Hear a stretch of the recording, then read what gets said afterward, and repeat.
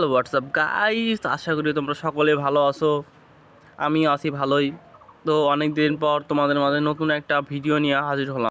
চলো আজকের ভিডিও শুরু করা যাক। ভিডিও শুরুতেই তোমরা সেটিংসে চলে যাবা। সেটিংসে যাওয়ার পর লাস্টের যে অপশনটা আছে ওইখানে চলে যাবা। যাওয়ার পর তোমরা দেখতে পাবা ওখানে একটা অপশন আছে, other player nearby to find me. ওইখানে যাওয়ার পর ওই অপশনটা অ্যালাউ করে দেবা।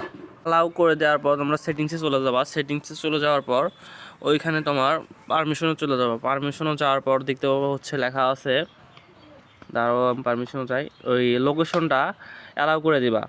দেওয়ার পর তোমরা পুনরায় আবার গেমে ফিরে আসবা। দাঁড়াও আমি গেমে ফিরে যাই। আসার পর তোমরা এখন ফ্রেন্ড লিস্টে চলে যাবা। ফ্রেন্ড লিস্টে যাওয়ার পর তোমরা লাস্ট যে অপশনটা আছে অ্যাড, ওইখানে চলে যাবা।